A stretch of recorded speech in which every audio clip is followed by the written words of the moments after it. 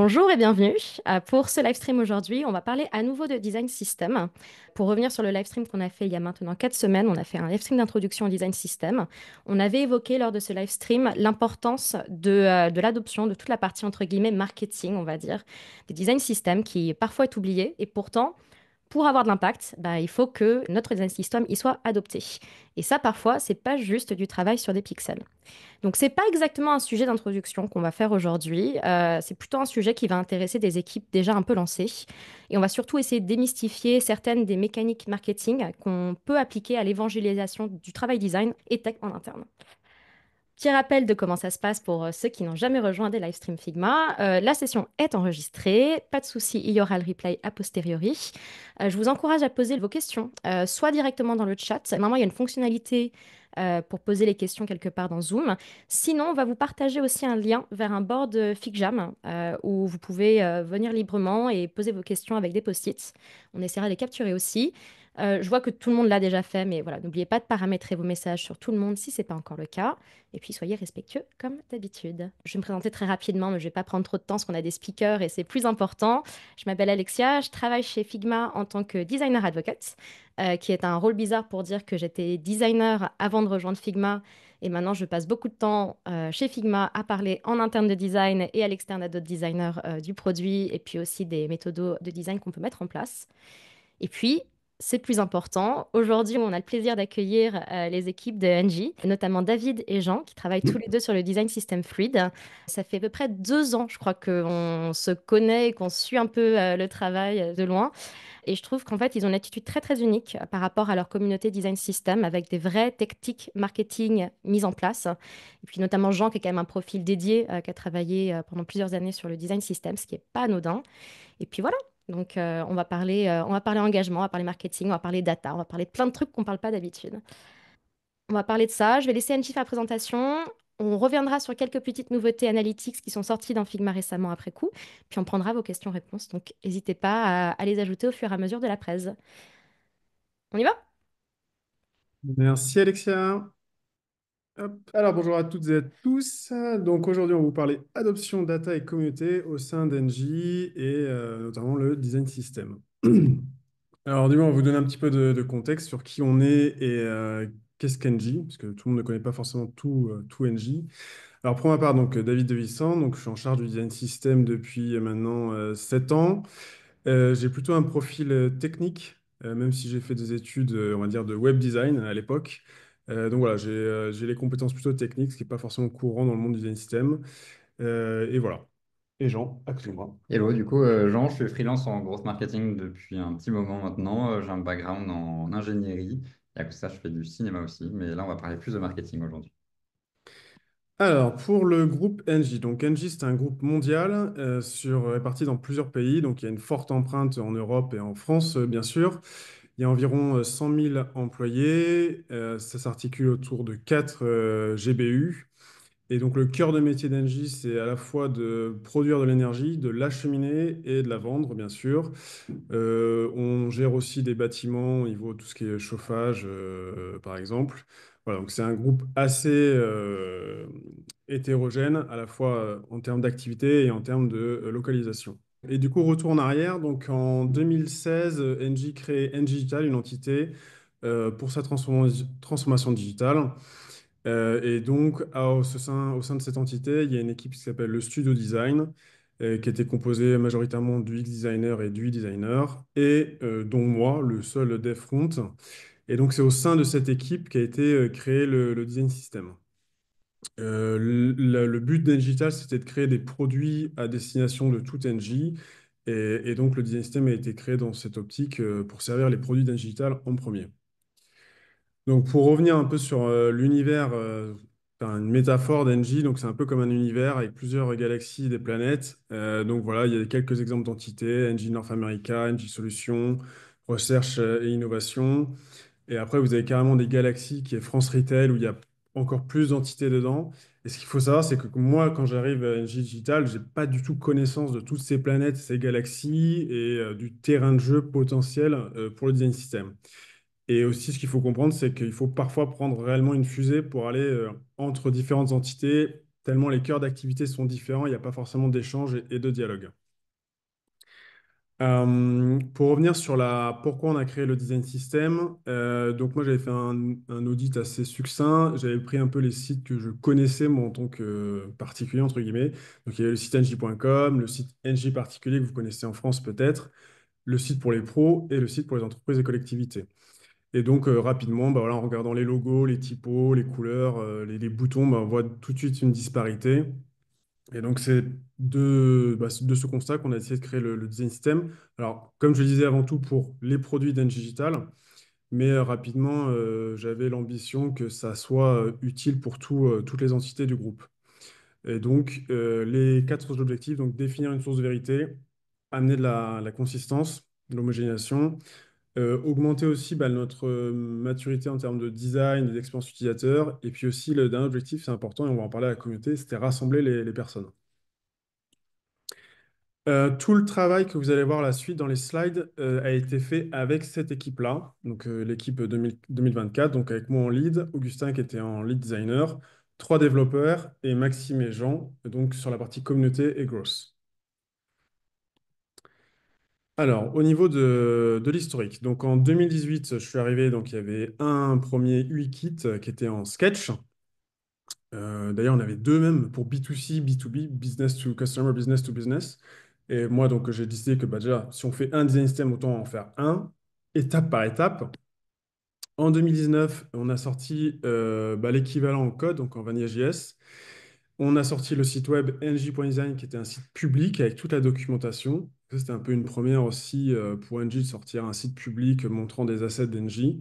Le but, c'est que vu qu'il y a beaucoup d'agences qui travaillent avec Engie, il fallait que ça soit accessible à tout le monde et que ça ne devienne pas un site interne et qu'on ait le moins d'impact en fait en termes d'adoption.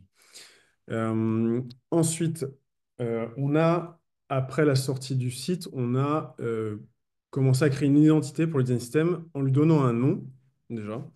Donc, on s'est pas mal inspiré. Bah, à l'époque, c'était les design systems américains. Donc, il y avait IBM avec Carbon, Google avec Material. Et donc, on a adopté le nom de Fluid, voilà, qui matche bien avec le fait que ça doit être comme un liquide qui se déforme avec des contraintes et qui doit s'adapter à différents environnements, comme peut l'être un site, enfin, bah, un design system par rapport à différents sites web ou applications.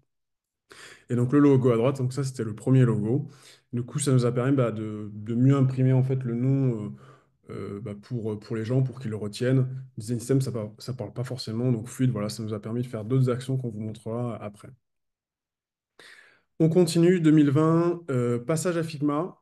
Donc, on était assez limité sur Sketch en termes de déploiement. Il y avait, donc Figma, il y avait surtout les librairies, il y avait les analytics qui arrivaient, il y avait les composants, tout était mieux structuré pour déployer un design system à l'échelle. 2021, lancement de la communauté avec Jean et Maxime. Alors pourquoi lancement d'une communauté? Eh ben, en fait, comme vous l'avez vu, Engie est réparti dans plein de pays. On n'a pas tous les designers sur un plateau comme certaines entreprises peuvent l'avoir. Et donc, on avait besoin de rassembler ou de créer quelque chose, une unicité autour d'un produit. Et donc, ça passait pour nous par une communauté, puisque un design system, ce n'est pas un produit fini pour moi, c'est des gens qui vont utiliser pour créer des produits. Et donc, c'est important que l'humain soit au centre de la démarche. Et donc, Max et Jean nous ont rejoints. 2022, rapidement, donc on a créé en code la librairie React. On a atteint un premier cap de 600 Fluiders. Alors, Fluiders, c'est le nom qu'on donne aux personnes qui font partie de la communauté. Sur Teams, alors on vous montrera après, mais Teams, c'est notre principal canal d'échange, Microsoft Teams, ANG. 2023, création de librairie en Angular. Création d'une librairie en token, passage en activité de tous les composants et création de notre CRM Flux qui va nous permettre de suivre les projets, les personnes et donc vous fera une démo juste après.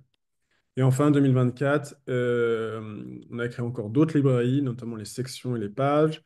Et puis, comment dire, succès, voilà, notre CSAT, donc Customer Satisfaction, à 8,9 sur 10, voilà, à la fois sur le produit et l'équipe. Voilà pour l'historique au fur et à mesure des années.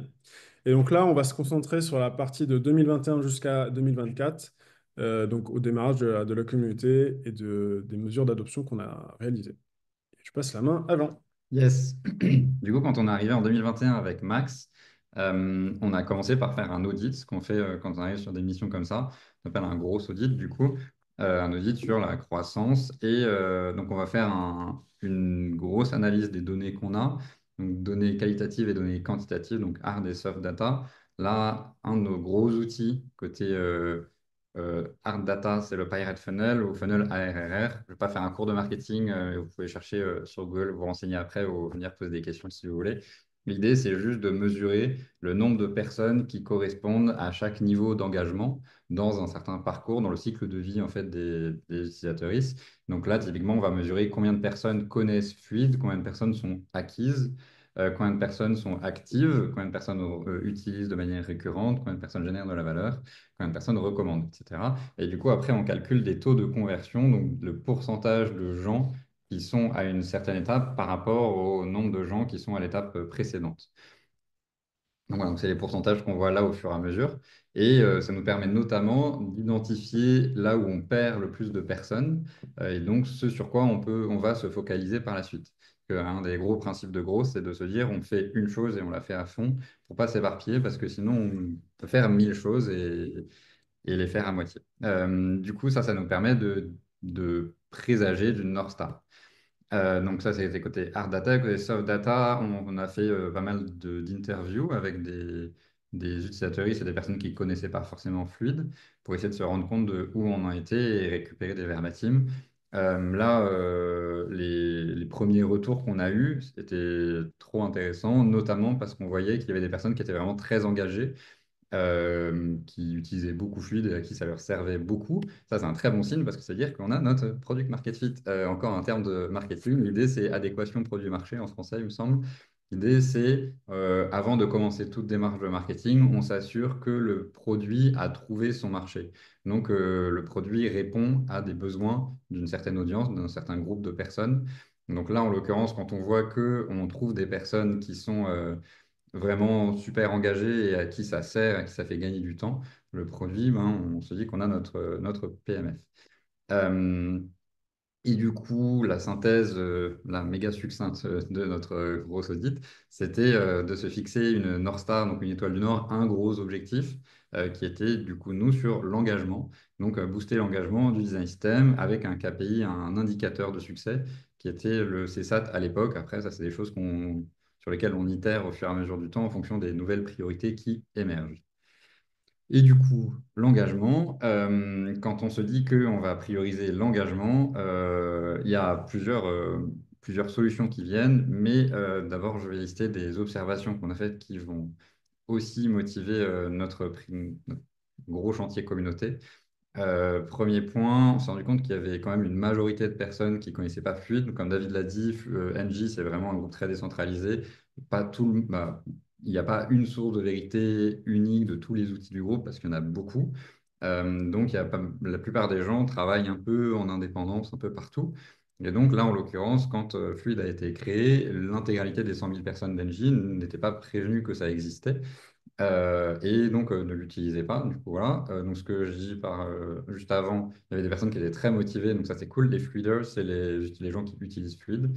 Euh, donc, beaucoup de personnes isolées à la fois côté design et côté code, et un gros manque de compréhension sur ce que utiliser Fluid voulait dire, c'est-à-dire que on s'est rendu compte que des personnes nous disaient oui, oui, j'utilise Fluid, et quand on allait creuser dans les fichiers, on se rendait compte que ces personnes utilisaient certaines couleurs en code exa, qui n'est pas vraiment ce qu'on appelle utiliser un design system. Mais du coup, voilà, donc c'était un pain point qu'on a identifié à l'époque. Et du coup, on s'est dit, pour résoudre tout ça, qu'est-ce qu'on va faire? On a besoin de Community. Si vous avez la ref de la série Community, n'hésitez pas, je recommande sinon. Du coup, c'est en général quand on se rend compte que donc on a des personnes isolées et qu'on doit booster l'engagement. En gros, le Community, c'est un des gros moteurs Levier. d'engagement, un gros levier, merci. Je cherche tout à l'heure, un gros levier pour répondre à ce problème. Du coup, une fois qu'on se dit let's go, on va faire du community. Donc ça, c'est quelque chose que j'ai développé dans mon mémoire que j'ai fait à la fin de mes études sur les communautés en entreprise, basé sur plusieurs modèles. Je me suis rendu compte que avant de démarrer une démarche de community, il faut s'assurer qu'on coche trois cases. des sujets communs, des outils communs et des moments communs. Tout d'abord, les sujets communs, c'était le plus facile dans notre cas. On s'est rendu compte que donc, ces designers et développeurs dans le groupe voulaient tous développer des interfaces compliant NG en ne repartant pas de zéro à chaque fois et en ayant les infos au même endroit. Donc ça, c'était un problème commun. Donc ça, c'est bon. On peut cocher les sujets communs. Ensuite, pour les outils, c'était une autre paire de manches parce que il y avait beaucoup d'outils différents et Fluide utilisait du coup différents canaux pour toucher le plus de gens possible. Et le problème, c'est que du coup, on crée une information qui est diffuse et on n'a pas ce sens de communauté rassemblée. Du coup, après un gros audit, encore une fois, on s'est dit qu'on allait partir sur Teams et arrêter tout le reste. Rassembler toutes les personnes qu'on adressait sur les différents que Fluide adressait sur les différents canaux par le passé, rassembler tout le monde sur Teams et se dire maintenant la source de vérité c'est ça. Si vous voulez avoir les infos, venez sur Teams. Du coup, ça a fait une grosse croissance sur Teams à ce moment-là. Oui, Ouais, ça allait de pair. En fait, NJ a adopté Teams dans toutes les entités, ce qui fait qu'on pouvait joindre et inviter n'importe quelle personne du groupe dans notre channel Fluide. Donc ça, c'était vraiment puissant comme outil comparé à Slack qui était éparse et non vraiment officiel comme outil. c'est ça.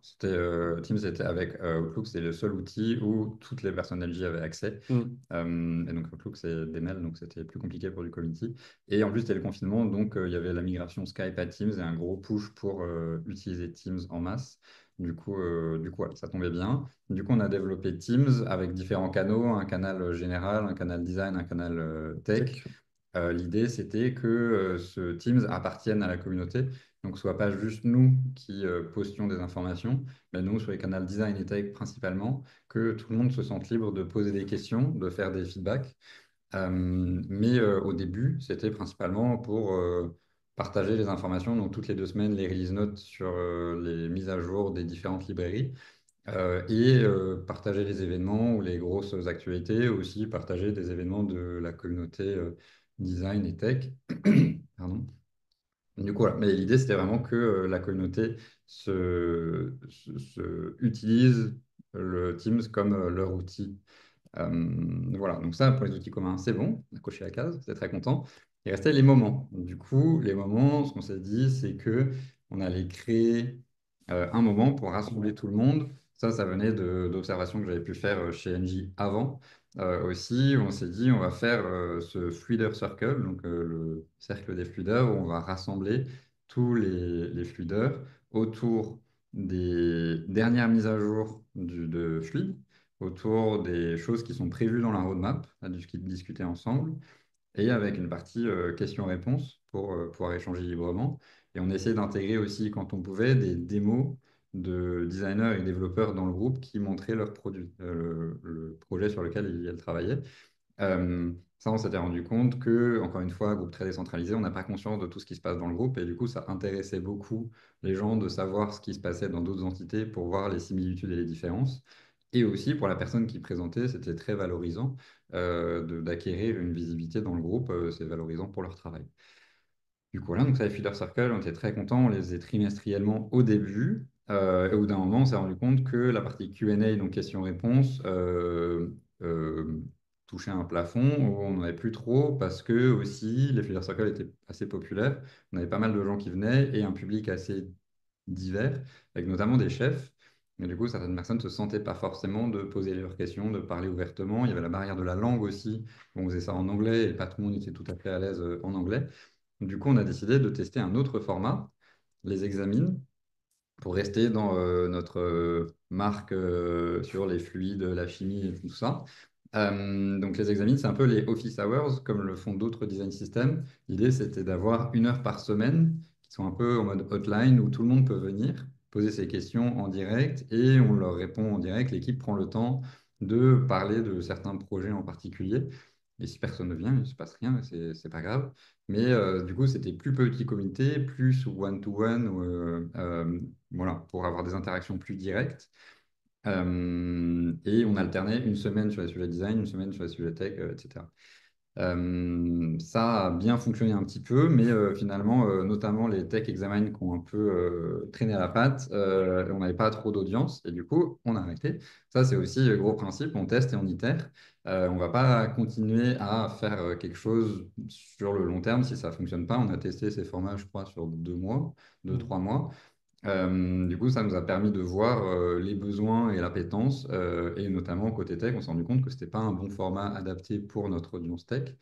Du coup, il y a ce choix qui a été fait de faire des feeder circles plus fréquents, donc tous les mois, et d'intégrer cette partie hotline sur la fin, en disant à la fin d'une demi-heure, 40 minutes du feeder circle, on dit, bon, bah voilà, si vous voulez rester pour des questions précises, n'hésitez Mhm. pas, mais sinon, on vous libère.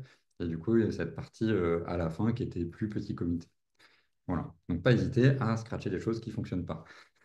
C'est un peu la leçon de ça. Et du coup, voilà. Du coup, on avait coché nos 3 cases. On était très contents.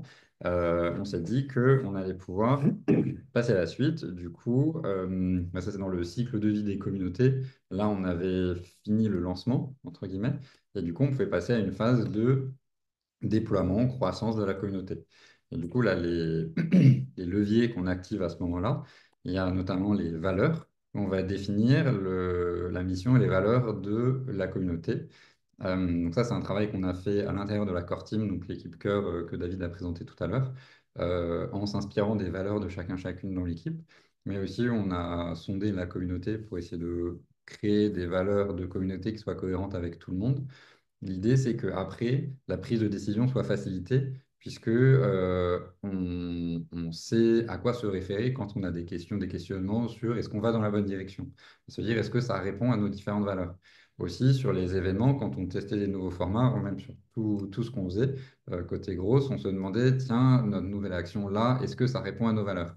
Notamment, au côté empathie, la Empathize, on a intégré l'accessibilité numérique, qui est devenue une de nos grosses priorités parce qu'on trouvait que c'était important et du coup, c'était une façon de nous rappeler à chaque fois qu'on n'était pas forcément natif en accessibilité. Ça nous permettait de nous rappeler qu'il fallait rendre nos formats, nos actions accessibles à tout le monde.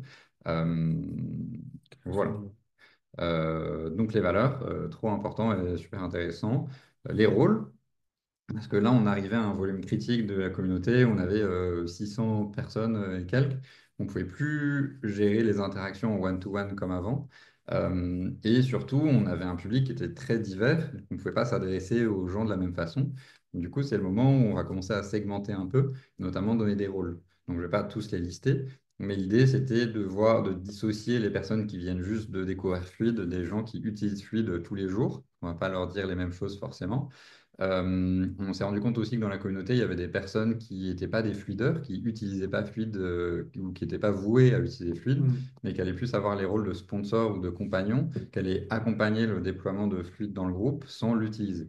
Donc voilà, donc ça, les rôles, c'était intéressant à faire. Et après, du coup, dans tous les messages qu'on peut envoyer, dans les événements qu'on fait, on va pouvoir se dire, bah voilà, on va créer ce format pour cette typologie de personnes Merci dans la bien. communauté, quoi. Donc voilà, les rôles et notamment les champions. Donc le dernier rôle qu'on a créé, les Champions, alors c'est plus qu'un rôle, c'est un espèce de programme.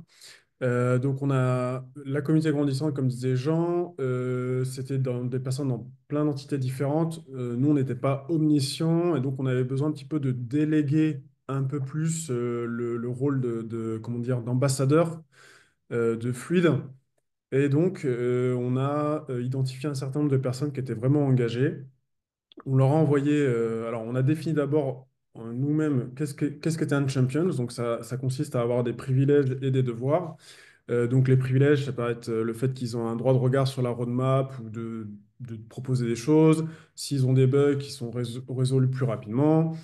Vous verrez après des super avatars sur Teams, des ressources, etc. Et puis en devoir, en tout cas, ce qu'on attend d'eux, bah, du coup, c'est de supporter Fluide et d'être ambassadeurs dans leurs entités. Donc que ce soit auprès de d'autres designers, des développeurs ou lors d'événements qui se passent dans leurs entités, d'assister à nos événements à nous, potentiellement aussi bah, de nous tenir au courant de nouveaux projets. Et donc, on a envoyé un email pour proposer de rejoindre le Champions Club. Et donc, la plupart ont accepté, certains ont refusé parce qu'ils estimaient qu'ils n'avaient pas forcément le temps ou la capacité, voilà, à le faire. Et donc, ce qui a donné environ, donc là, on a 20 Free Champions. Pour nous, notre but, c'est qu'il y en ait au moins un binôme par entité, donc un designer, un tech. Là, actuellement, donc, il y en a 20 qui sont répartis sur 14 entités. Et donc, ça se traduit par un événement mensuel qui s'appelle le Champions Club. Et du coup, là, on va à la fois présenter la roadmap, on va récupérer leur feedback, on va parfois présenter des sujets spécifiques, mais on fait une session du coup en français et en anglais, donc on a vu que ça marchait beaucoup mieux pour le dialogue. Les gens, voilà, c'est plus inclusif pour eux d'être dans leur langue natale. Il y a beaucoup plus d'échanges, beaucoup plus de retours. Et puis, on va aussi leur demander de remplir une slide pour leur dire, bah voilà, est-ce qu'il y a des choses que nous, équipe cœur, on devrait savoir ce qui se passe dans votre entité? S'il y a des événements où est-ce qu'on peut participer, par exemple. Une fois, donc, il y avait en Roumanie, donc, il y avait une espèce de communauté digitale qui s'est lancée. Du coup, moi, j'ai présenté bah, Fluid lors de leur premier event. Donc voilà. Et puis vous voyez par exemple, donc, on a créé des petits avatars. Donc en bleu, là, c'est la core team et en or, c'est les champions. Et donc tout le monde a ça sur Teams d'afficher. Donc c'est un peu voilà, un petit privilège. Ça crée de la discussion, de la curiosité derrière. Donc voilà, c'est un super élément, une super idée marketing, je trouve. Et puis là, vous avez un exemple de la slide qu'ils doivent remplir. Donc voilà, qu'est-ce qu'il y a de nouveau dans votre entité, des nouveaux projets, des questions. Et ça, ils le préparent juste avant l'event. Et on déroule chacun. Donc voilà. Belonging. Ouais, du coup, pour engager la communauté davantage, notamment les Champions, mais on avait commencé en 2022. On s'est dit qu'on allait faire ce qu'on appelle du fluid flow, non sans inspiration du swag de Figma, évidemment. On a commencé par faire, dans un premier temps, des stickers fluides, où les premiers, c'était juste le logo fluide. On avait un logo avec un fond holographique et tout. L'idée, c'était de faciliter, de pousser l'engagement, de faire des icebreakers aussi quand on a un sticker sur un ordinateur qui est un peu joli. Hein, parfois, ça va déclencher des conversations. Mais aussi, on s'est rendu compte que ça avait un impact bien plus grand que celui qu'on avait imaginé, parce qu'on avait des fluideurs un peu isolés partout dans le monde qui nous disaient, bah, le matin, quand j'ouvre mon ordinateur et que me sens un peu seul, quand j'ai mon sticker sur mon ordinateur, je me sens un peu moins seul, je sais que je fais partie d'une communauté, de quelque chose de plus grand. Voilà, ça on s'est rendu compte que c'était vraiment cool et que pour nous c'était pas forcément énorme et que ça pouvait compter beaucoup plus pour les personnes de la communauté. Du coup on a développé ça petit à petit. Il y a une partie des choses qu'on montre là qui sont des prototypes qu'on n'a pas forcément fait, on n'a pas fait tout ça, mais c'est Exactement. aussi que nous ça nous amusait de faire de la créa là-dessus dans l'équipe et un peu au-delà. Du coup on s'est dit bah, pourquoi pas faire des t-shirts, on a fait des t-shirts, on a fait des casquettes. On n'a pas fait les tasses, mais voilà. Du coup, à chaque fois, faire même des collections de stickers différentes avec un peu une forme d'exclusivité. C'était rigolo. Et le dernier drop qu'on a fait, il y avait les stickers accessibilité notamment, histoire de aussi pousser les valeurs qu'on pousse. Et puis franchement, nous, ça nous amusait. C'est sympa aussi de s'amuser au boulot. Mais bon, du coup, à ce stade de déploiement de la communauté, on s'est rendu compte que ça fonctionnait bien ce qu'on faisait, mais qu'on commençait à être débordé parce qu'on ne pouvait pas adresser tous les problèmes de tout le monde, qu'on avait beaucoup de questions au quotidien de personnes qui voulaient commencer à utiliser Fluide ou de personnes qui avaient besoin d'un peu de formation sur Figma ou sur le design system. Et du coup, on a décidé de développer la documentation. Exactement. Donc ça pour favoriser l'adoption. Donc à travers les rôles qu'on a créés, on s'est rendu compte que le niveau de maîtrise à la fois de Figma, d'un design system, que ce soit côté design, côté code, n'était pas le même chez NG. Et donc on avait des choses qui étaient plutôt implicites pour nous. On s'est rendu compte qu'on était un peu dans une position d'équipe élitiste, entre guillemets. Et il fallait qu'on redescende d'un cran et qu'on se dise, OK, c'est quoi les basiques, comment on utilise un design system, etc. Et donc, on a privilégier la partie documentation. Donc là, je vais vous montrer le fichier source des composants. Donc ça passe d'abord par un Getting Started, où on explique bah, voilà, qu'il y a un site officiel avec la documentation. On rappelle un peu les basiques actuelles de Figma. Alors, avant, il n'y avait pas l'auto-layout, mais voilà, il y a l'auto-layout maintenant. d'utiliser les variants, notamment dans les composants. C'est des choses basiques, mais des gens, par exemple, enfin, ne savaient pas qu'il y avait des variants, qu'on pouvait changer les boutons, etc. Donc voilà, on doit le rappeler. Les raccourcis utiles chez Figma, le fait qu'il faut maintenir à jour sa librairie, c'est important. C'est tout l'intérêt d'un design system et la grosse différence avec une charte graphique qui est figée. S'ils ont un problème, un bug, voilà, ils peuvent directement commenter sur la page du composant en question. Et s'ils veulent faire des contributions, on a un fichier, alors ils peuvent écrire un mail ou un message, et on a un fichier aussi qui est ouvert en édition à tout le monde sur Figma, et ils peuvent déposer en fait des composants ou des pages qu'ils ont faites, et potentiellement ça peut être amené à arriver dans le design system. Ensuite, sur un composant, je vais prendre le bouton. Donc là, il y a tous les variants magnifiques de notre bouton. Mais ce qui nous va nous intéresser, c'est surtout la partie doc. Donc on parlait accessibilité, donc on a fait un audit d'accessibilité et on a fait toute la partie remédiation sur tous les composants. Et donc l'idée, c'était d'aller plus loin, c'était d'expliquer un peu aux gens un bouton en activité, graphiquement, enfin, un lien et un bouton, ça ressemble à un bouton, mais en HTML, c'est différent. Et donc ça, voilà, on précise que le designer, c'est important de le préciser dans la maquette. Alors on peut le faire maintenant avec les annotations dans le dev mode. Mais voilà, préciser des choses qui ne sont pas explicites dans le design. Ça peut être aussi le label, par exemple. Le fait que, comment dire, si une icône, elle doit être décorative ou informative. Et puis, bien sûr, les contrastes. Bon, là, c'est de facto inclus dans le design system, puisque voilà, toutes nos couleurs sont accessibles dans les éléments d'interaction avec du texte. Et voilà, c'est ce genre de choses qui permet d'avoir un peu une checklist et pour des personnes qui ne sont pas du tout formées, de faire attention à des points de vigilance. Ensuite, on a la partie do et don't. Typiquement, voilà, ça va être si vous avez trois boutons, il y a peut-être, faut pas les mettre à la même égalité en termes d'information, donc utilisez l'emphasis pour ça. Ensuite, on a les exemples. Donc là, on s'est rendu compte, et je pense qu'on peut encore s'améliorer là-dessus, c'est que le composant seul, on ne peut pas forcément comprendre comment on doit vivre le composant dans une page ou avec d'autres composants. Je prends le cas donc, du bouton. Chez Engie, par exemple, la validation, elle est en bas à droite. Elle n'est pas à gauche. Voilà, c'est un peu comme Windows et Apple. Voilà, nous, on a pris un parti pris et donc, voilà, on le montre. Et ça, on peut le montrer qu'avec des exemples en faisant vivre le composant dans une page. Et puis ensuite, sur chaque page, toujours pareil, les bugs, si vous avez des issues, la core team, etc., etc. Alors, ce qu'il faut savoir, c'est qu'on n'a pas tout sur toutes les pages. Par exemple, l'accessibilité, on l'a surtout ciblé, ce qui était important pour nous de montrer comment dire, dans les composants importants, type les boutons ou autres. Mais à terme, on aimerait bien sûr l'avoir dans tous. Voilà, donc là, vous avez les exemples encore sur l'accordéon.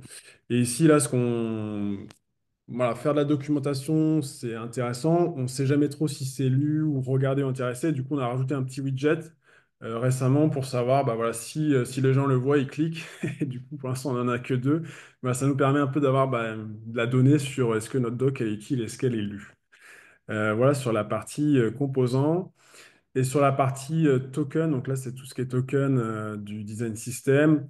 Là, on a fait un gros travail sur les Getting Started, donc avec Dorian Bonaf, qui était lead design d'avant, notamment sur qu'est-ce que c'est des tokens. Donc, on avait pris la métaphore des logos, d'assembler les logos. On explique ensuite notre nomenclature, alors qui peut paraître maintenant, voilà, on voit plein de posts sur LinkedIn ou autre, mais 2 ans en arrière, il n'y avait pas grand-chose, donc il fallait un peu se faire une religion là-dessus, notamment voilà, entre la famille, les différents niveaux, RAW, global, référence, sémantique, etc., et même composants maintenant. Et voilà, comment nous on a structuré, comment on a harmonisé entre le Figma et le code. Donc voilà pour le Getting Started. Et puis après, on a aussi, si je prends Color Palette, tous les détails, pardon, si on a tous les design tokens, comment on les a structurés, toute la liste, etc., etc. Donc voilà, tout ça pour dire que la documentation, hop, je reviens là, c'est quelque chose qui est important. Ça nous permet d'autonomiser l'onboarding et d'éviter de répondre à chaque fois à des mails et des questions récurrentes. On a aussi fait des vidéos récemment de tutoriels. Donc, en fait, moi, j'ai souvent des questions. Oui, je veux rejoindre Figma. Comment je fais? Je veux démarrer sur Fluide, etc. Et donc, le but, c'est qu'on ait un peu un kit de démarrage qu'on envoie avec des vidéos, on couvre rejoindre Figma, les basiques, et ensuite utiliser Fluid, aller plus loin, utiliser des tokens, etc. Et voilà, ça nous permet de gagner du temps, faire un peu de la promo du design system et de gagner du temps de notre côté. Et ensuite, avec tout ça, le but, c'est aussi qu'on puisse mesurer notre travail, et ça, je passe la main à Jean. Yes, du coup, c'est un des gros piliers du gros marketing, de mesurer l'impact de ce qu'on fait, mais je pense dans le product, c'est aussi quelque chose d'important. Du coup, dès le début, on s'est dit comment on va pouvoir mesurer l'impact de ce qu'on fait et notamment, on s'est rendu compte qu'il y avait un sujet assez important sur le suivi des projets qui utilisent Fluid. On avait une problématique qui est que Fluid était en libre accès à l'intérieur d'Engie et la librairie de code était publiée sur NPM et le Figma était en libre accès. Du coup, on n'avait pas de liste exhaustive de toutes les personnes qui utilisent Fluid. Du coup, on était un peu obligé de partir explorer avec notre petite fusée pour savoir ce qui se passe. Et donc, au début, on a fait simple, vraiment toujours itératif. On commence avec un gros Excel, un gros tableau avec la liste des projets dont on a connaissance. Est-ce qu'on sait s'ils utilisent Fluid ou pas? Donc voilà, donc on a commencé comme ça. Euh, et donc, après quelques tests, itérations, on s'est rendu compte que on on n'aurait jamais, en fait, le point que je mentionnais au début, le fait que parfois les personnes pensent qu'ils utilisent Fluid et en fait ils n'utilisent pas Fluid. Donc, pour mesurer l'adoption du design system, utiliser une méthode déclarative, comme je sais que ça se fait dans certaines équipes design system, pourrait pas fonctionner chez nous. Euh, On s'est rendu compte aussi qu'il n'y avait pas une formule exacte pour mesurer l'adoption d'un design system et qu'on n'aurait jamais accès de manière automatique à tous les projets qui utilisent Fluid. Euh, mais en revanche, on a vu nos forces à ce moment-là.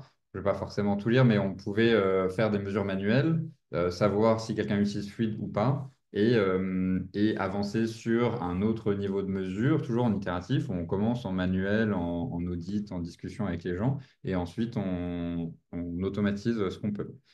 Euh, donc, juste un rappel rapide. Donc, ça, c'est Alexia qui nous avait, qui avait montré ça, je crois, à la config. Donc, la mesure d'adoption, on peut faire sur la breadth ou sur la depth, profondeur. Donc, le premier, c'est savoir combien de projets utilisent Fluid. Et sur la profondeur, c'est chaque projet, dans quel niveau de détail il utilise Fluid. Est-ce qu'il utilise beaucoup ou pas beaucoup? Voilà. Pour mesurer les données, du coup, ça, c'est un peu notre architecture. Donc, ça date quand même de 2023, je pense. Donc, on a Mm. un peu avancé d'ici là. Côté collection de données, il y a les données qui étaient données côté Figma Analytics. Alexia, je pense, va en parler après. Côté code, on pouvait faire remonter des choses automatiquement avec télémétrie. David va en parler, mais voilà, c'est un scrapper qu'on a développé nous en interne. Et il y avait toujours cette partie manuelle parce qu'on savait qu'on n'aurait jamais accès à tout. Donc pour l'instant, en tout cas, on n'avait pas accès à tous les repos de partout. Donc tout ça, on les intègre dans Flux, qui est donc notre CRM fait avec Coda. Et pareil, les dashboards faits sur Flux. Donc c'est là où on est resté humble et on s'est dit on va avancer étape par étape avec ce qu'on a. Donc, dans un premier temps, on va mesurer est-ce que les gens utilisent Fluid ou non, juste, en explorant le plus de projets possible. Donc un truc qu'on a fait, c'est toutes les 2 semaines, toutes les semaines, on essayait de parler à des nouvelles personnes dans le groupe. Et donc on déterminait si c'est fluide ou pas. Ensuite, deuxième étape, c'était de tester manuellement la profondeur. Donc on a construit un protocole de test pour étudier au cas par cas sur des projets précis s'ils utilisent beaucoup fluide ou non. Donc ça, c'était faire des calls avec des gens, donc c'était long, mais c'était une première étape. Et ensuite, la dernière étape qui a été faite là en 2024, c'était de récupérer les données de l'API Figma dans Flux pour automatiser donc, ce qu'on avait fait, ce qu'on faisait manuellement par le passé. Et pareil, côté GitHub. Et donc, ce qui est probablement dans les plans pour la suite dans l'équipe fluide, ce sera d'automatiser la profondeur, la mesure de profondeur. Mais voilà, ça, ce sera leur travail. Mm. Alors du coup, Jean a mentionné télémétrie. Donc télémétrie, c'est enfin c'est ce qu'on appelle notre script pour récupérer qui utilise le design system, notamment via GitHub. Donc là, par exemple, vous voyez un résultat. Donc un exemple de repository qu'on peut avoir, on peut déterminer le nombre de composants fluides qui sont utilisés à l'unité et puis le nombre d'instances comme on peut avoir côté Figma. Donc là, il ne faut pas comparer avec des chiffres Figma, parce que ce n'est pas forcément les mêmes quantités. Et après, on peut aussi regarder dans le cadre droit, vous voyez le graphique où on voit en fait les différentes librairies qu'on a, et la répartition d'utilisation côté GitHub. Pour l'instant, on n'avait pas accès à toutes les entités sur GitHub parce qu'elles n'étaient pas toutes sur GitHub et c'est en train de changer. Donc voilà, on va avoir accès à beaucoup plus de données côté code. Et ensuite, côté Figma, du coup, bah, les analytics sont arrivés. Donc avant, je faisais un export manuel chaque mois des insertions. Et donc maintenant, on va taper directement dans l'API, ce qui nous permet de récupérer pas mal de stats et qu'on rapatrie dans une base de données, puis dans Coda. Donc voilà, c'est un script qu'on lance, c'est une tâche cron qui se lance tous les mois et qui nous permet voilà, d'automatiser ça. Donc on a encore du travail à faire, mais merci Figma pour nous avoir apporté ça. Et maintenant, on passe à Flux. Yes, du coup, oui, j'ai même pas dit CRM, c'est Customer Relationship Management System. C'est quelque chose d'assez utile en marketing, mais qui peut s'utiliser au-delà. L'idée, c'est d'avoir la liste des gens qu'on vise et c'est essayer de suivre quand est-ce qu'on leur parle et avoir des données sur leurs entreprises pour s'adresser de manière plus ciblée aux gens et arrêter de faire des newsletters qui spamment des gens qui ne sont pas concernés. Globalement. Bref, et du coup, là, on vous montre Flux qu'on a construit, du coup, sur lequel j'ai bossé en 2023. Euh, et après, c'est itératif, on l'a enrichi avec les nouvelles choses. Je ne vais pas tout vous montrer forcément, mais donc on a l'axe personne pour savoir qui sont les gens qu'on vise. L'axe projet qui est essentiel, comme vous avez pu le comprendre, c'était Manortar en 2024, le nombre de projets qui utilisent Fluide. Donc voilà, l'idée c'est de savoir où est-ce qu'on en est et sur la découverte de nouveaux projets aussi, pas forcément qui utilisent Fluide, savoir si on travaille bien, quoi. Côté entité, ça va pas forcément beaucoup vous parler. Community, on a des chiffres, bah, on voit que globalement ça monte et donc on est content. Qu'on cible pas une seule entité, qu'on reste assez global.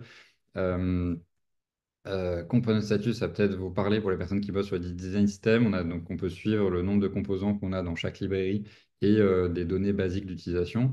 Après, il y a des choses qui arrivent au fur et à mesure. Donc, typiquement, la mesure du code, c'est arrivé après, d'où on a moins d'historique. Du coup, les chiffres sont plus bas, mais ça ne veut pas dire qu'il y a moins d'utilisation. Je crois que ça, je ne vais pas forcément vous montrer parce qu'on n'a pas beaucoup de temps. Mais bref, les feeder circles, on vous en a parlé. Moi, c'était essentiel qu'on puisse suivre l'adoption de ces événements. Donc là, on peut voir tous les circles depuis le début. On voit qu'au début, c'était trimestriel ou pas très régulier, et qu'après, on a essayé de les faire tous les mois, ça se voit bien. On a une audience qui s'est stabilisée et une satisfaction toujours au top. Ça, toujours à la fin des circles, on mesure la satisfaction. C'était essentiel pour moi et pour vous montrer globalement ce que ça donne. Donc ça, c'est des fausses données. Évidemment, on ne peut pas vous montrer les vrais projets, mais si je prends l'exemple au hasard de TerraPulse In70, ça vous montre un peu les données qu'on va mesurer. C'est des faux noms, ce pas des vrais gens chez Engie, mais ça vous donne une idée. On a le marché adressé, la techno, est-ce qu'ils utilisent Fluide, les contacts, les instances côté Figma utilisées, les versions de librairie, etc. Et on a notamment sur React, on va avoir le nombre de composants React utilisés parmi tous les composants React Hmm. qu'on a développés. Donc voilà, ça c'était des choses très utiles pour nous. Je me tais pour la conclusion. Conclusion, on accélère. Alors, du coup, maintenant, Fluid et demain, enfin, la suite. Donc là, actuellement, pour vous donner une idée, donc on a toujours le site NG Design. On a 4 librairies côté Figma, les tokens, les icônes, les components, les sections. On a 5 librairies en code, les tokens, pareil, le CSS, Vanilla, Angular, React. Et petite nouveauté, donc on démarre les Web Components. Et le dernier pilier, donc la communauté, comme on vous l'a présenté. Donc là, on vous a présenté des actions d'adoption de comment on mesurait qui utilise le design system. Et ce qui va nous intéresser maintenant, c'est comment est utilisé le design system. On en avait parlé que des gens disaient oui, oui, on l'utilise, mais en fait, ils s'en inspirent et on a des sites qui ressemblent effectivement, mais en fait, il n'y a aucun composant. Donc pour nous, ça ne coche pas la case et ça n'utilise pas le design system. On aurait fait un PDF, ça aurait été le même résultat. Et donc pour ça, on a créé une extension sur Chrome qui s'appelle Fluidity. Là, je prends le site ng.fr corporate.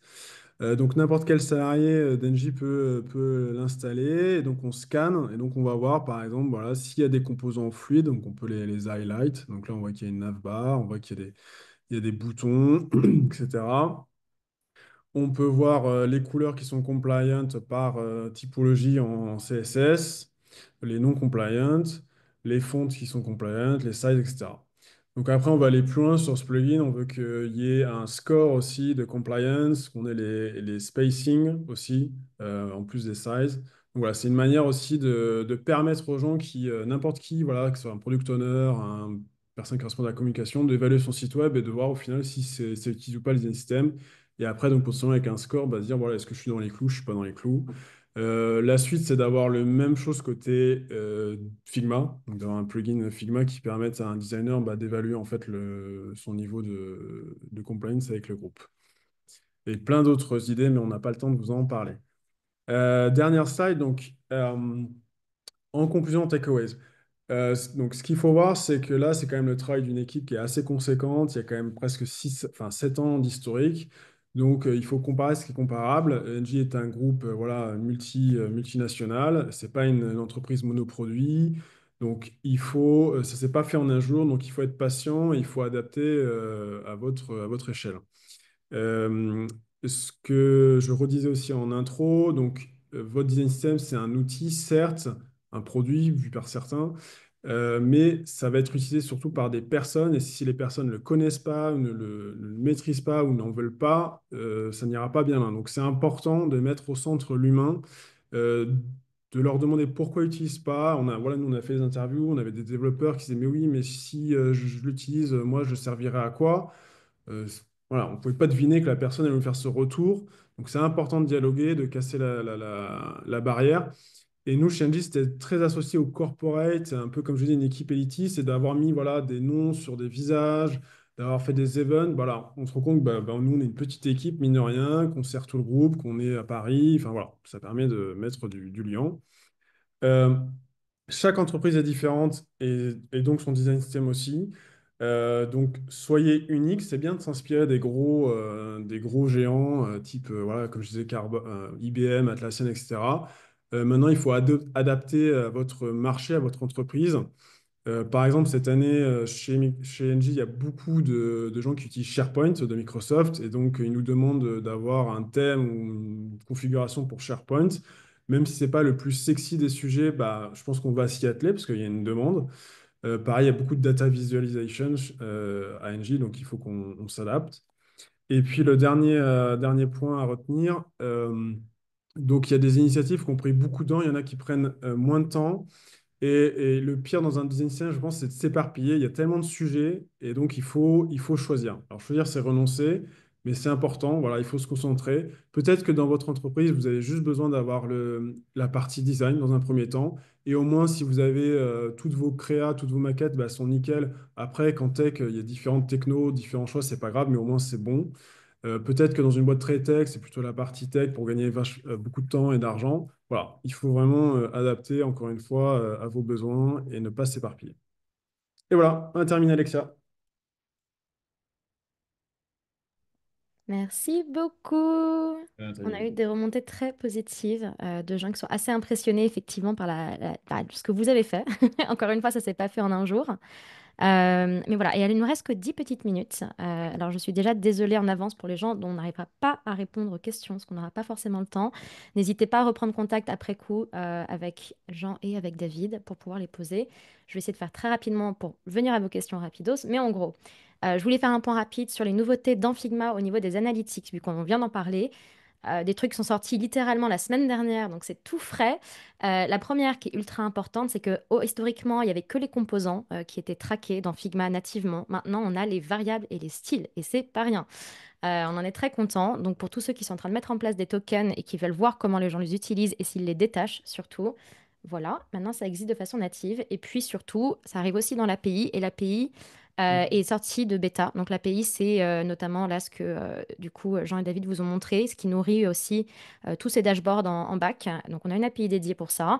Elle est sortie de bêta et elle a aussi les variables, les styles et les composants. Elle a toutes les données. Donc voilà. Q&A, allez, on se lance. Je voulais vous lancer et je vais vous donner vraiment une minute top chrono pour y répondre. Si vous deviez résumer sur ces dernières 8 années d'expérience, si c'est à refaire en partant de zéro, respectivement, c'est quoi une chose que vous feriez à nouveau ou alors au contraire que vous ne feriez pas? J'ai marre. Vas-y. Retour d'expérience, du coup, on a fait aussi une librairie Vue.js que vous n'avez pas vu, parce que donc il n'y a pas de choix technologique dans le groupe fort, et je pense que c'est impossible, c'est trop grand. On l'avait fait dans l'optique, on fait une coquille vide avec de la contribution où les entités viennent créer les composants Vue, et en fait, ça a été un flop total. Et donc, pour le coup, on a perdu un peu de temps quand même. Donc, sur la partie contribution, maintenant, on est un peu plus méfiant quand on nous dit oui, oui, on veut. Et en fait, il n'y a pas. Voilà, s'il y avait un retour en arrière de ne pas faire, c'était la librairie Vue.js et peut-être d'avoir démarré un peu plus tôt les web components. Et Et toi? du coup, de mon côté, je pense quelque chose qu'on a mis en place dès le début, c'était faire des calls toutes les semaines avec des gens, se mettre cette discipline de rester en contact.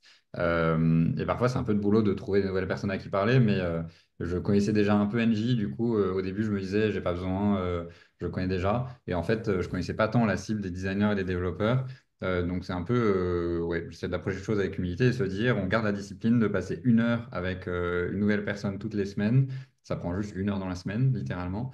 Mais après, ça permet de rester en contact avec les vrais gens, de faire remonter des feedbacks, de créer des connexions. Donc, ouais, moi, je trouvais ça, je le referai à fond. Ok, très bien. On va prendre les questions par les plus upvotées. Donc, tu une question de Sarah sur comment est-ce que vous avez déjà géré la dette des composants déjà existants versus ceux qui sont créés pour mieux répondre aux différents besoins. La dette des commentaires Comment, de. en gros, donc là on est sur une question très technico-technique, donc c'est plus Oui. pour toi David. Quand vous aviez déjà des composants qui existaient, en gros c'est une question générale sur comment gérer le versionning des composants, Oui. comment faire vivre deux design systems potentiellement ou deux versions en parallèle, comment est-ce que vous gérez ça? Oui, alors on ne l'a pas mentionné dans l'historique, mais on a sorti une version majeure en 2022 qui était Fluid 5, suite à un changement de direction générale chez Engie et donc de charte aussi. Donc là, pour le coup, on a carrément fait un nouveau fichier Figma. Il y avait trop de breaking change, si on peut dire. Alors, côté design, c'est un peu plus compliqué. On aimerait bien avoir, via les branches, un environnement dev et pas uniquement la branche main. Ça serait pratique. On pourrait comme ça faire des modifications et quand on est vraiment prêt, on le met en main. Du coup, ce qu'on fait là, par exemple, on a vraiment des composants qui ont trop de changements. Du coup, on fait un composant bêta avec le même nom. Et du coup, l'autre, après, on le passe en deprecated. On maintient les deux composants, donc ce qui se fait en code. Et quand on va passer à une autre version majeure, on enlèvera l'ancien composant et il n'y aura plus que le dernier composant qui sera sorti de bêta. En code, je ne vais pas détailler, mais il y a déjà plein de process existants de versionning. C'est beaucoup plus facile en code. Ouais, Et donc, voilà. ok. Pareil de Sarah aussi, à nouveau sur un truc plus technique, comment est-ce que vous gérez la communication lorsque vous faites un rollout de nouveaux composants ou vous voulez modifier? Comment est-ce que vous... Voilà. Donc là, c'est peut-être une question peut-être pour tous les deux d'ailleurs, en fait, sur la gestion de Ouais, la communication. moi, quand il y a un nouveau composant, donc là, moi, j'aime bien, c'est faire surtout une vidéo pour montrer comment on l'utilise sur Figma, voilà, avec les variants, et parfois, il faut jouer un peu avec les calques. Donc, un post sur Teams. On va le montrer en flux de Champions Club maintenant. On le montre même avant qu'il sorte en prod, en fait, pour avoir des retours. Donc, dans cette instance-là. Après, est-ce qu'on fait vraiment une réunion spécifique où on en a fait? Pas vraiment. Ils sont Non. montrés au Circle. Après, en fait, dans tous les événements, ils vont être montrés, mais dans une temporalité différente. Hmm. Là, depuis qu'il y a le Champions Club, les composants, ils sont montrés un peu en avance aux Champions, justement, qui ont les exclus un peu et on peut récolter leur retour. Et après, les Circles, c'est plus quelque chose de Top-down. global. Et ce qu'on avait essayé de faire aussi, c'est qu'on enregistre les circles, comme ça les démos qu'on peut faire en circle peuvent servir de vidéo, on peut découper et garder les petits morceaux de vidéo et s'en servir après pour faire des posts et autres. Et donc, quand vous dites post, c'est sur Teams, sur le fameux channel dont vous parliez tout à l'heure. Exactement. Tout sur Teams. Un Très seul clair. outil. Un seul outil, tout centralisé.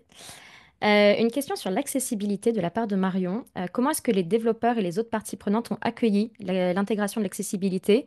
Est-ce qu'ils ont compris un peu de façon organique l'intérêt ou est-ce que ils ont vu que c'est plutôt des contraintes? Enfin, comment est-ce que vous avez vécu l'évangélisation de l'accessibilité? Alors, donc, alors déjà, on va remercier Céline Bouillon quand même, qui nous a beaucoup aidé sur l'activité au sein d'Engie, avec beaucoup de motivation, alors, dans son ensemble, pas uniquement numérique, hein. Alors, pour nous, ça a été un argument de plus pour Fluid l'accessibilité parce qu'on déportait en fait la responsabilité des développeurs à inclure certaines spécifications, donc comme voilà, la navigation clavier, les balises ARIA. Et donc, ça a été un argument de plus pour Fluid de dire, bah voilà, nous, en plus que ça soit responsive, bah, ça inclut voilà, des bons contrastes, la navigation clavier dans les composants. Et donc, ça a permis, bah, voilà, de facto, sans forcément Alors, le développeur a quand même du travail à faire, il doit spécifier certains attributs, mais voilà, ça a quand même permis d'augmenter de manière, alors, on n'a pas mesuré, mais ça, la qualité et l'accessibilité des sites en général. Après, on a fait une page aussi sur le site qu'on n'a pas montré d'accessibilité pour un peu les basiques des marais. D'une manière générale, les développeurs savent qu'il y a l'accessibilité, ils savent que ça doit être respecté, mais ils n'ont pas les compétences. Donc, on avait fait faire une formation développeur d'Engie Digital uniquement. On n'a pas répliqué à toutes les entités d'Engie, mais ça pourrait être intéressant. On a aussi maintenant une personne spécialisée dans l'accessibilité qui peut intervenir sur des projets, faire des commentaires. Mais ça a été pour moi, enfin, c'était pas un soulagement, mais c'était ah bah merci, ça nous aide quoi. Maintenant, il y a quand même un travail en dehors des composants sur le site de manière générale et comme je le dis sur les balises aussi que les développeurs ont à faire. Trois questions pour le prix d'une. Parce qu'elles sont toutes à peu près sur le même sujet. Vous avez évoqué au tout début le fait qu'il y avait historiquement un système B2C et un système Ouais. B2B et qu'il y a eu ce parti pris à un moment donné de les réunir. Et donc, il y avait des questions sur comment est-ce que cela s'est fait, comment est-ce que vous avez réussi à convaincre le fait qu'il fallait un design système unique. Est-ce qu'il n'y a pas des moments où justement vous êtes confronté à des besoins qui divergent entre différents endroits du monde aussi. Donc voilà, pas mal de questions sur le fait de à quel point vous arrivez à fédérer tout ça dans un seul et même design system pour tout le monde. Alors, effectivement, il y a souvent la notion de multi-thème ou de multimarque qu'il peut y avoir dans d'autres groupes. La différence majeure d'Engie, c'est que c'est certains groupes, mais il y a une seule marque, c'est Engie. Il y a certaines entreprises, mais qui sont en marché régulé, donc ça veut dire que GRDF, par exemple, donc c'est deux entreprises distinctes, même si c'est NJ, mais on ne doit pas avoir de contact et c'est une identité différente. Mais c'est pas comme, je sais pas, LVMH où il y a plein de marques différentes avec plein d'identités, c'est pas notre cas. Donc déjà, il y a pas forcément de concurrence de design system. Alors, on a un petit village gaulois côté NJ particulier, mais on y arrive, qui ont effectivement une équipe avec un design system et on est en train de converger. Voilà, ils consomment déjà nos tokens.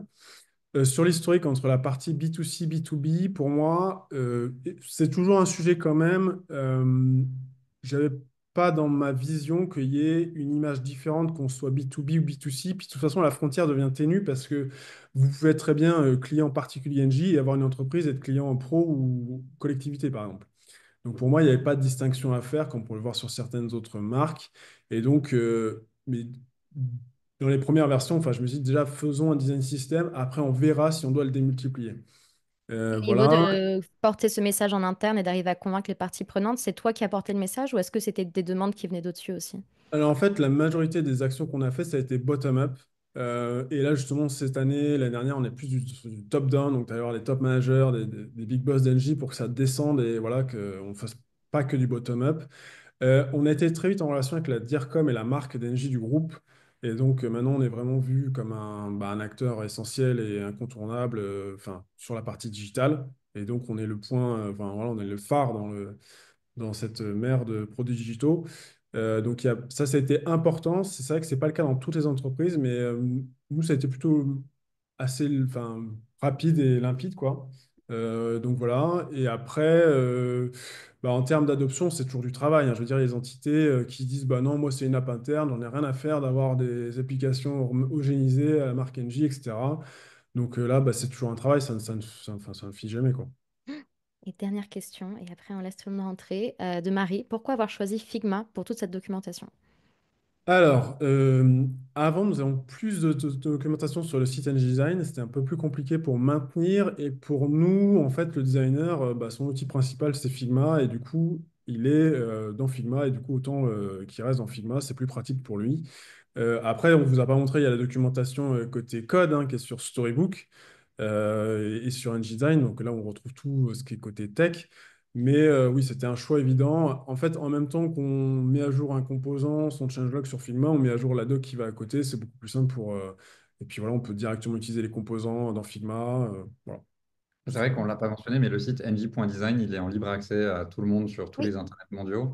Donc, si vous voulez, n'hésitez pas à jeter un œil. Notre Figma, le Figma de NJ est fermé, mais il y a déjà des choses sur le site ng.design, donc vous pouvez aller jeter un œil si vous voulez. tout à fait. Si vous voulez benchmarker, c'est là-bas que ça se passe. Eh bien, merci. Merci à tous d'être venus pour ce live stream. On vous laisse avec 2 minutes. On a dépassé un tout petit peu. Merci tellement à vous deux, Jean et David, d'être venus parler de ça. Et voilà, puis encore une fois, stressez pas sur tout ce que vous avez vu, c'est 7 ans de travail, mais il y a sans doute énormément de bonnes pratiques à récupérer, à mettre en place. Puis on espère que ça vous aide aussi pour évangéliser vos design systems en interne. Voilà, voilà. Merci, Très bonne bonne fin de journée. mercredi à vous. Tout le monde, à bientôt. Ciao, ciao.